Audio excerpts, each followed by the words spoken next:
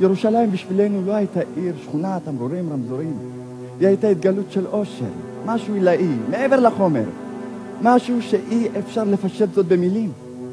ירושלים הייתה בשבילי ירוסלם שלי.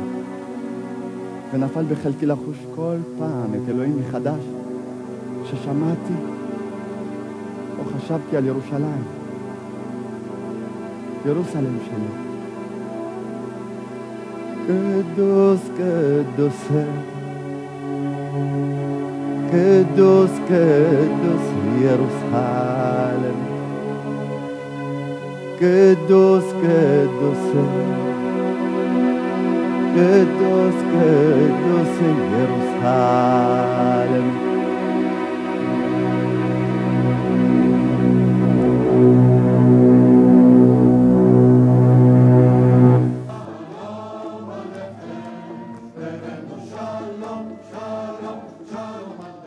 שירי שדה הטירה שלי הוחלפו בזמירות חסידיים. אהבה רחמן שמע קולנו והנידחים יישמע כל שירה. אהבה רחמן שמע קולנו והנידחים יישמע כל שירה.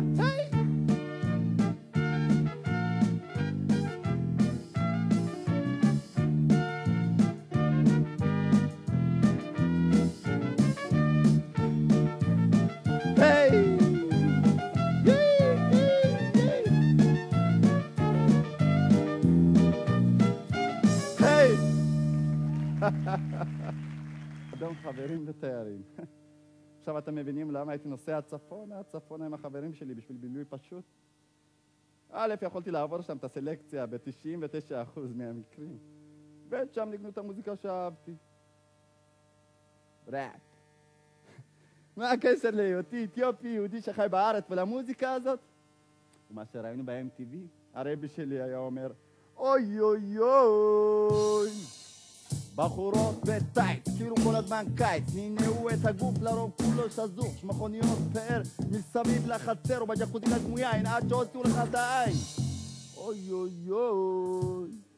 ישבתי מול מקלט הטלוויזיה וזיפזפתי וחיפשתי בין השיער הגולש לשתני, בין העיניים הכחולות לירוקות, בין הצבע הבהיר ללבן איזה שיער מקורזל, ולא מצאתי.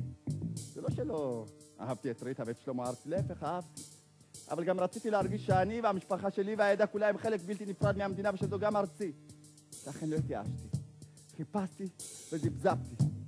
זיפזפתי וחיפשתי. חיפשתי וזיפזפתי. In the middle of the night. On the body are around. On the people on the ground. They have to be uptight. The way stay alive.